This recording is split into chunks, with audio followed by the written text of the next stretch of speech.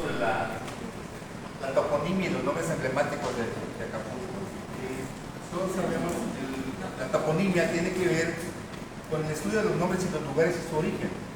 Desde la creación del ser humano, desde la forma en que empieza a vivir de manera social, de interactuar, siempre tiene la necesidad de empezar a nombrar las cosas, darles un nombre, y ese nombre va enfocado a alguna referencia, ya sea física, natural o alguna característica peculiar del sitio.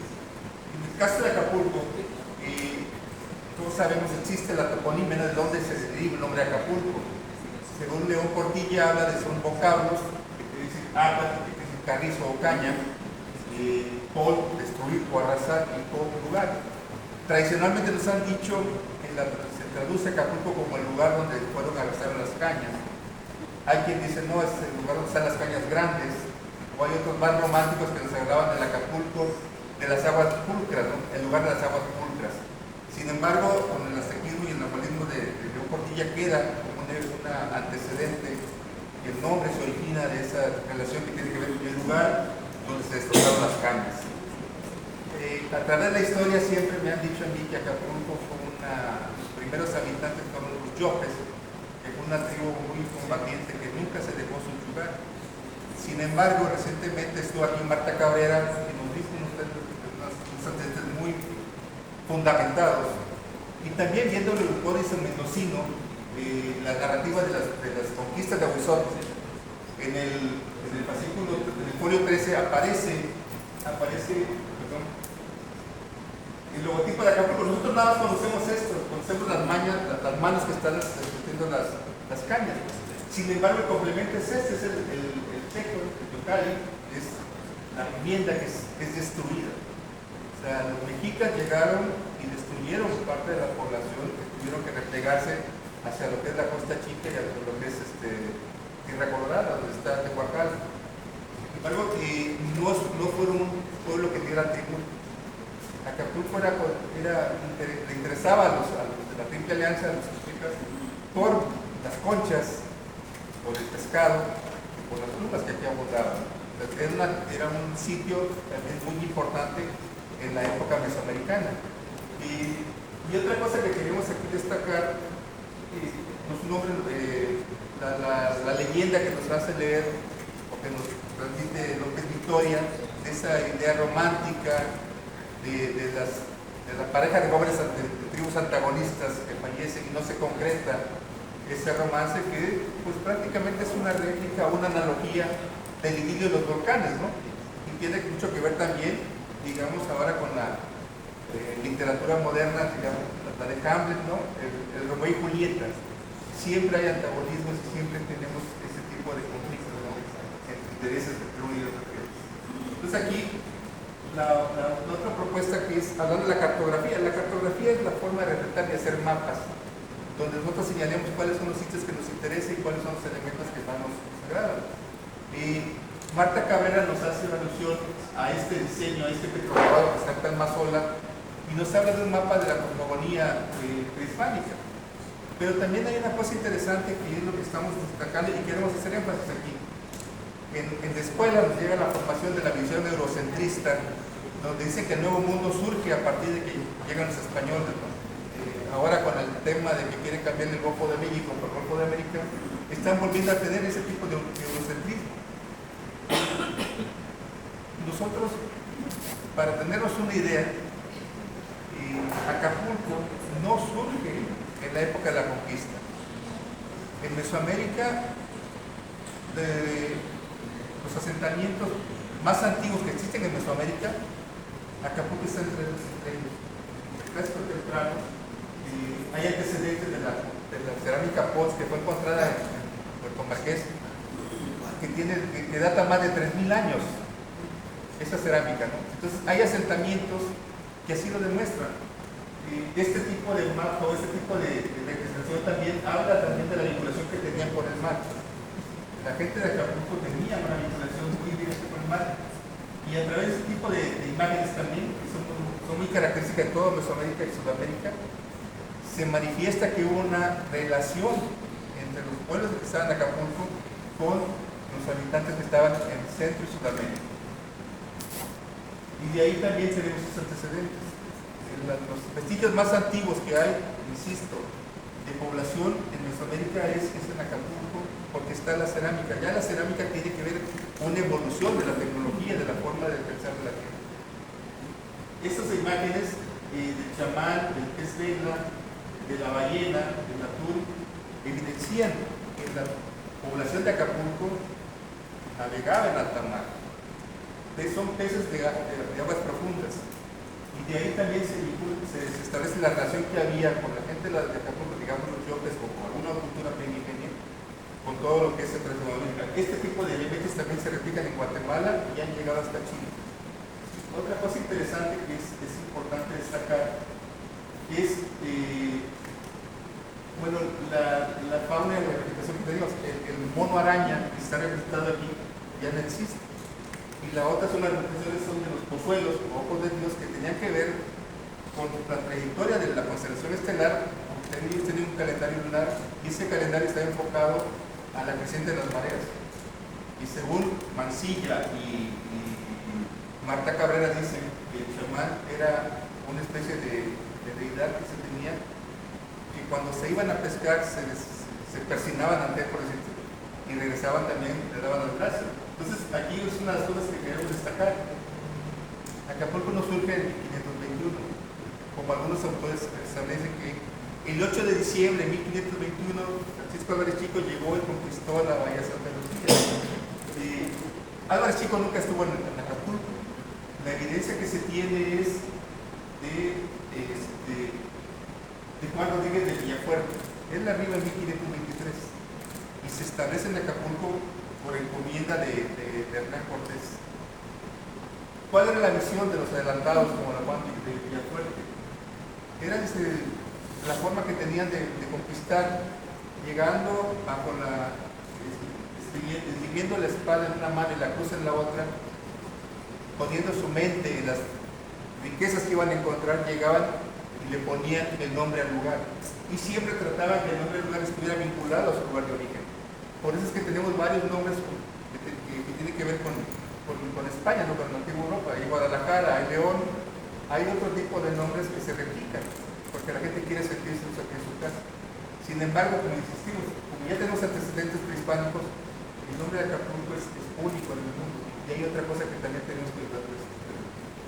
Y los mapas, la cartografía, desde la antigua civilización, cuando empiezan en Mesopotamia a la escritura, pasando un lado por las cuevas de Francia, y el primer mapa que se tiene de los más antiguos está que es en la de Babilonia, donde ya empiezan a señalar cuáles son los elementos o los sitios más importantes para la civilización babilónica.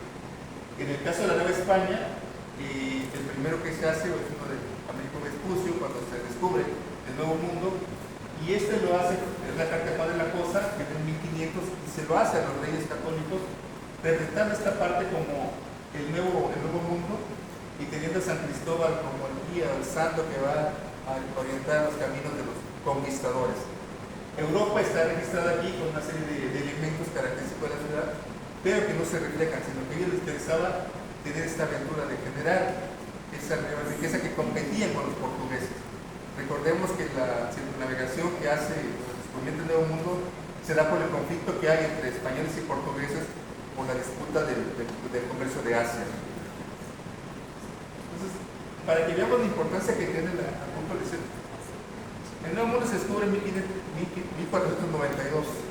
Este mapa, ya con las ventajas que da la imprenta, que da la brújula para la navegación y la imprenta para imprimir los textos, lo tenemos que es de Giovanni Battista Grambuccio, y lo hace en 1542. Pero aquí ya empieza a ver, aquí ya ponemos el nombre de Acapulco. Ahí está. Ya vemos que está Acapulco como un punto de referencia. En 1530 Acapulco empieza a ser referente y empieza a generar la visión de Hernán Cortés de llegar a las Filipinas, y es un centro de investigación. Y aquí parte Domingo Prada de Mendoza a descubrir las tierras altas de América, y de aquí también parte la vida de 1537 de Cortés a su primo Pizarro, que estaba conquistando y tenía problemas en el Perú. Entonces, de ahí tenemos la referencia que tiene el sitio como un lugar estratégico, tanto para la investigación, pero también como las avanzadas militares de las nuevas conquistas. Y este plano es igual, ese es un plano de 1941, donde ya se establece que la California es una península, y vean, ustedes están destacando todos los puertos más interesantes, y seguimos teniendo Acapulco como una referencia ya con la laguna de Puerto Marqués, o la laguna de Nahuala, y lo que es la parte de Coyuca. Aquí son planos muy burdos, porque recordemos que no tenían la tecnología que ahora tenemos, los GPS y los ordenadores digitales. Entonces, para el nivel que se tiene, quiere decir que el sitio era de mucha relevancia. El primer plano que hay ya de Acapulco, de los que hemos encontrado, es el de Nicolás Cardona. Nicolás Cardona es un jefe de la Guardia Militar y llega a Acapulco y evita que sea atacado por las tropas de los piratas que venían acosando lo que era el galeón de Manila. Pero aquí lo interesante de esto es lo siguiente: en 1614, que pues se elabora este plano, ya señala cuáles son los navíos, los datos más importantes, que es la función de un plano o de un mapa. Los navíos del aproximamiento, los que llegan, y ya nos habla de un castillo de San Diego. Este fuerte supuestamente se empieza a construir en 1616, pero hay antecedentes previos de que ya había una fortificación en el lugar. La otra cosa que destaca es el pueblo, el asentamiento, la nao que ya venía de Japón, y menciona una vegetación que habla de los manzanillos. ¿Qué tan importante era la vegetación para los exploradores o los cartógrafos? Esa es otra representación ya del siglo XVII, donde vemos también cómo se destaca en lo que es la playa. Ya se establece el fuerte aquí, que era el lugar, cómo estaba defendido el puerto, o sea, con qué defensas contaba. Y también destacan la presencia de la otra bahía, que es la de Puerto Marqués. Esta bahía es importante para el comercio que se tenía con la nave. Esa es otra gráfica, otra fotografía, donde vemos que Moritz Spilbergen era un navegante holandés que atravesó el Cabo de Hornos y empezó a conquistar pueblos de Chile, en Perú. En Perú capturó varios prisioneros españoles y los intercambió en Acapulco. En Acapulco quería apoderarse de lo que era el galeón de Manila. No lo pudo porque no había galeón en ese momento cuando llega. Pero lo que sí se hace es intercambiar los precios que traía por provisiones. Y lo interesante es, como señalan aquí, ya se habla de que está la fortaleza, de que está el diálogo que hacen con el intercambio de víveres por prisioneros. Pero lo que quiero destacar es que muchos de los mapas, así como los planes de desarrollo urbano, se hacen desde el escritorio. Esta tipología de vivienda no es mesoamericana, no es de la Nueva España, son casas con un estilo muy europeo. Lo mismo pasa con toda la vestimenta que se tiene.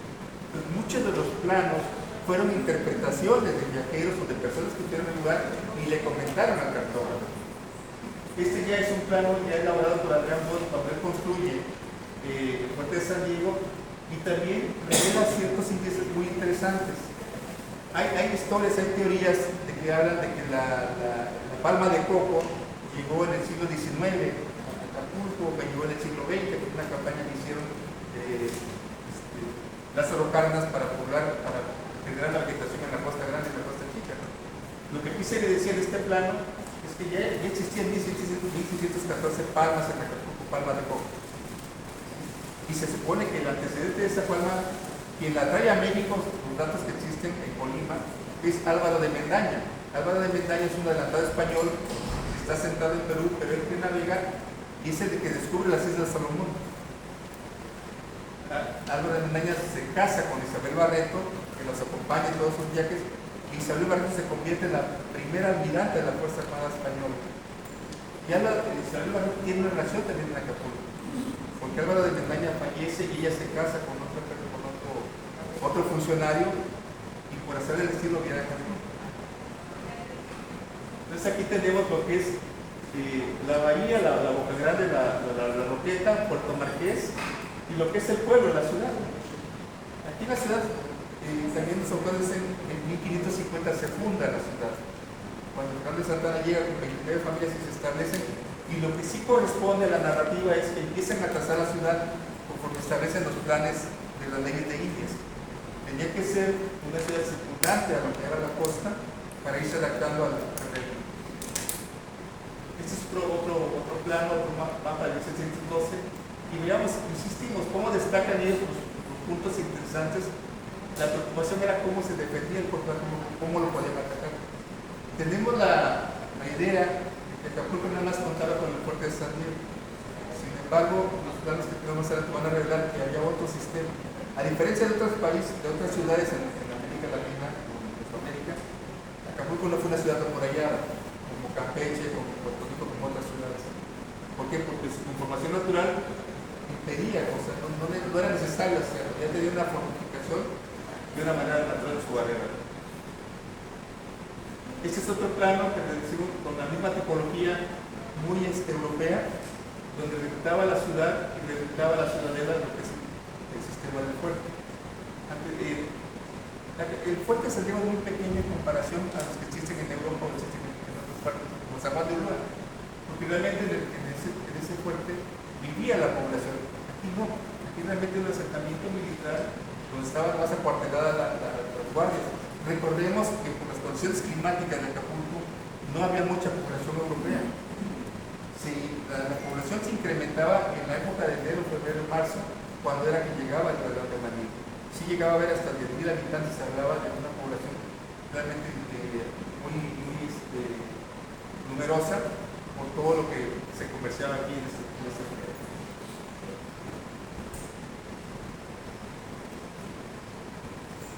Y bueno, esos planos, les decía aquí, ya están marcando cuáles son los sitios importantes, porque también tenían las providencias y tenían las encomiendas. Los tributos también tenían que saber de dónde provenían y quiénes estaban a la orden. O sea, ese sistema de cartografiar, de registrar la población y los elementos naturales que tiene la población ha sido muy importante, que ahora lo seguimos utilizando a través de los censos económicos del INEGI para hacer los planes de desarrollo tanto de las ciudades como no se diga el desarrollo urbano. Tenemos que cartografiar, conocer la ciudad, hacer una radiografía y ver cuáles son los sitios que podemos aprovechar tanto para la agricultura como para hacer otro tipo de actividades. Especialmente en México se buscaba lo que era la minería. ¿Cuáles eran los sitios de la minería para poder extraer esas materias? Insistimos en la idea de preocuparse de cuántas personas había dependiendo del puerto. Por eso muchos de los mapas tienen que ver con los planos. Este es otro plano que se hace de Orden, donde habla y deja en duda también de que nada más venía un solo galeón. Aquí tenemos una flota muy numerosa de embarcaciones. Esas tenían que ver, supuestamente, seguramente venían de Sudamérica. Recordemos que cuando descubre Urdaneta la ruta del Turocimo, que viaja hacia el norte, pasa por Japón y baja en las Californias, ya no pasaba por el sur. Entonces Perú y Chile se quedaron sin comercio.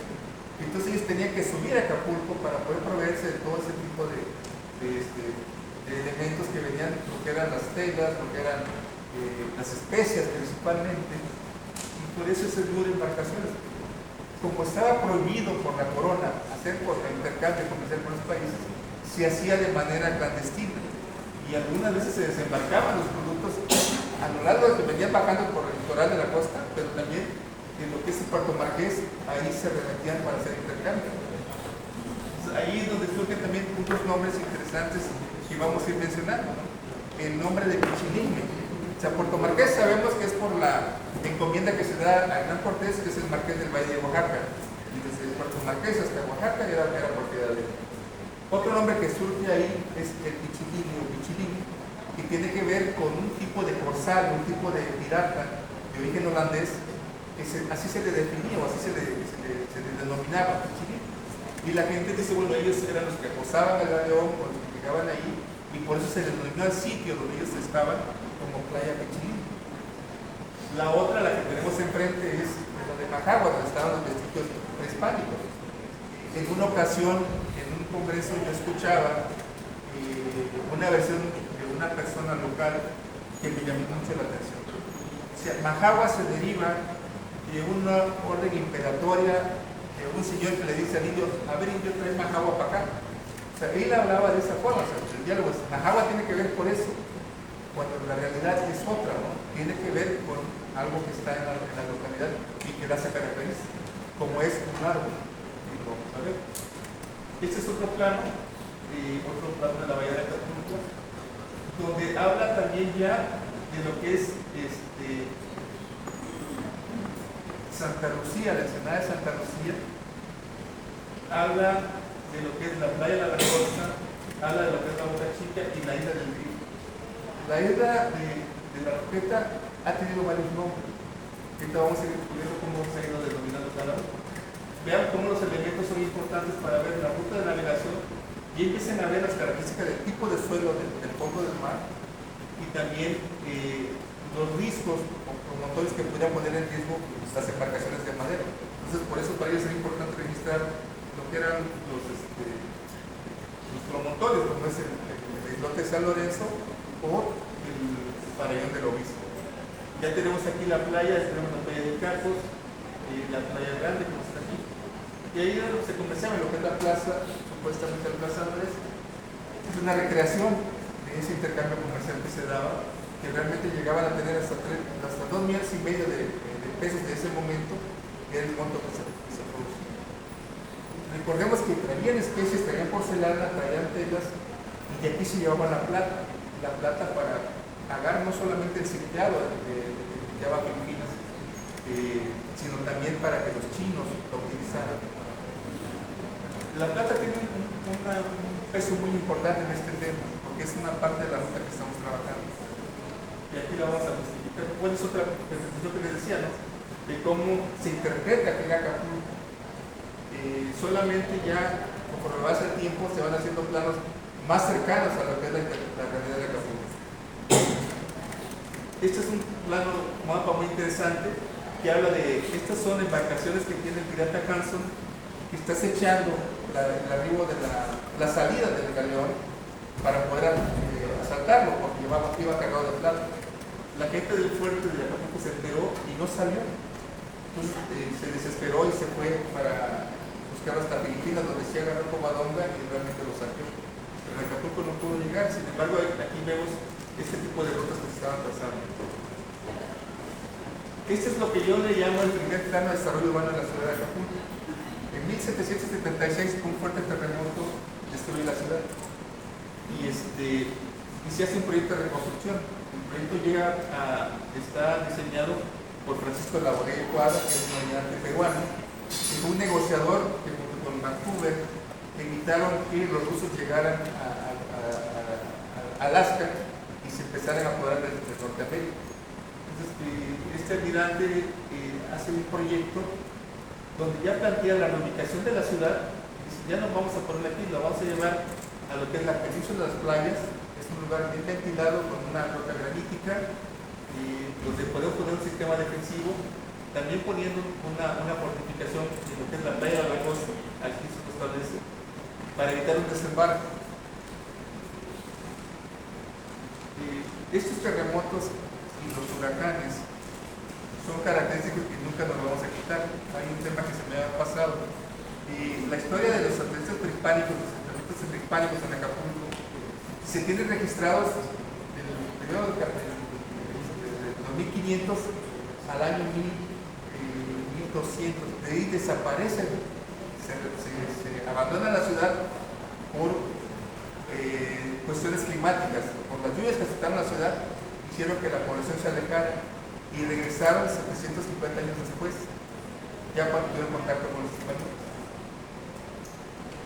Es otro plano ya de Boya y Cuadra, y ya vemos cómo tiene mayor definición lo que es el contorno de la ciudad, destacando las profundidades también y viendo las características del suelo, para poder generar nuevos muelles o nuevos puntos de atracos. La forma de cómo reconstruir, cómo reubican el actual fuerte, en base a la cartografía que se contaba. Y ese es un proyecto ya mucho más interesante, que es con la expedición de Malaspina. Alejandro Malaspina organiza una expedición de investigación que es de las más importantes a nivel mundial durante pues, toda la historia de la humanidad, ¿no? Lo que recaba en 3 años, toda la serie de registros que hace, es parte de la visión que tenían del nuevo mundo. Hay una cosa que se me estaba olvidando cuando vimos las palmeras. Hay una narrativa que en la palmera, ustedes hemos probado la tuba. De la misma palmera se saca una bebida que es fermentada y emborracha y se conoce como el vino de coco. El problema de esa bebida, el vino de coco, era tal que llegaba a competir con el vino de uva que tenían los españoles, lo tenían ya de manera monopólica. Entonces la gente empezó a beber más el vino de uva, que llegó a tal grado que los españoles pidieron al virrey que se acabara toda la palmera. O sea, querían acabar con la palma de coco porque implicaba una competencia desleal al vino que ellos estaban importando desde Europa. Entonces, cuando se hizo la prohibición de que ningún indígena o ninguna gente pobre podía beber el vino de coco, se permitió que la palmera siguiera funcionando. ¿Por qué? Porque la palmera es conocida como el árbol de la vida. Es un árbol que se destaca, el 99% de sus productos es utilizado con fines de habitación, comestibles, no se desperdicia nada más o menos. Y esa es una de las cosas que también pusieron en valor. O sea, hay cosas más que recuerdan la palmera que tenemos que utilizar. Entonces aquí ya lo que quiero yo mostrarle con este mapa que hace la exposición Palestina es que empiezan a haber sitios importantes para poder resguardar un puerto y también donde poder generar centros de cultivos. El problema de Acapulco es que por las condiciones climáticas la gente no se quedaba y a la